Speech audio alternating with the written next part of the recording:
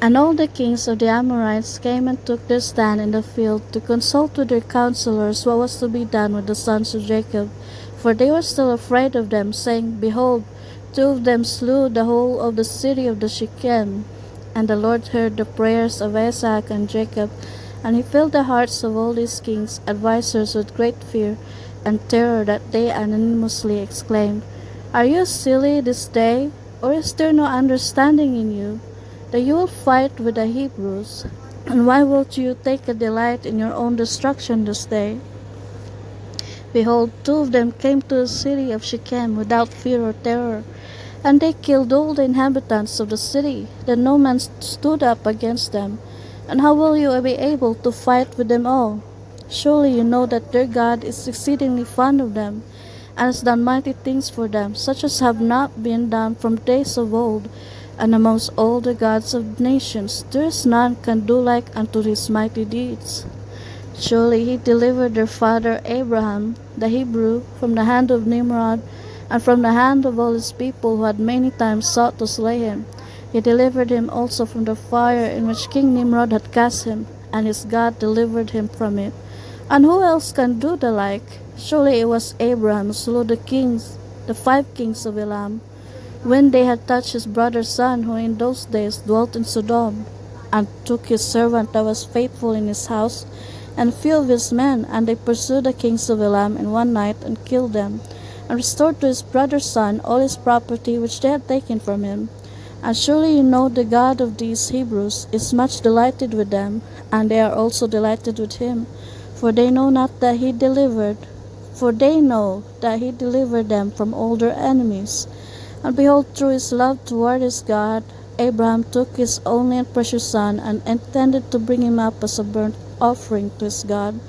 And had it not been for God who prevented him from doing this, he would then have done it through his love to his God.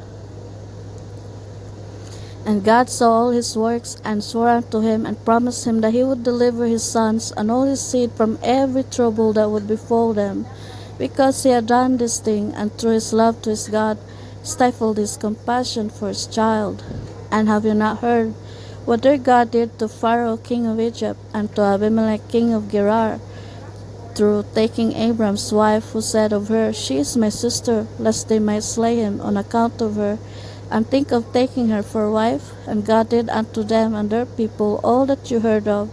And behold, we ourselves saw with our eyes that Esau, the brother of Jacob, came to him with 400 men, with the intention of slaying him, for he called to mind that he had taken away from him his father's blessing.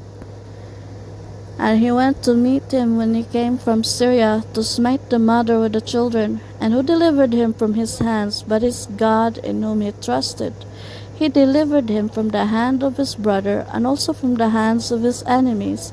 And surely he again will protect them.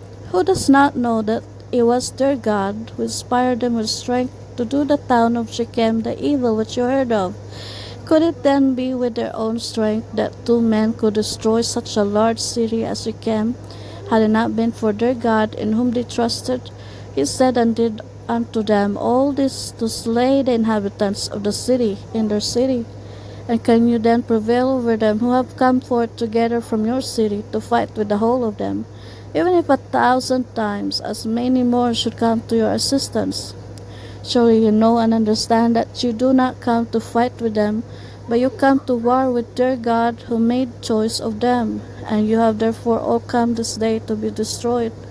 Now therefore refrain from this evil which you are endeavoring to bring upon yourselves, and it will be better for you not to go to battle with them, although they are but few in numbers, because their God is with them. And when the kings of the Amorites heard all the words of their advisers, their hearts were filled with terror, and they were afraid of the sons of Jacob, and would not fight against them. And they inclined their ears to the words of their advisers, and they listened to all their words, and the words of the counselors greatly pleased the kings, and they did so.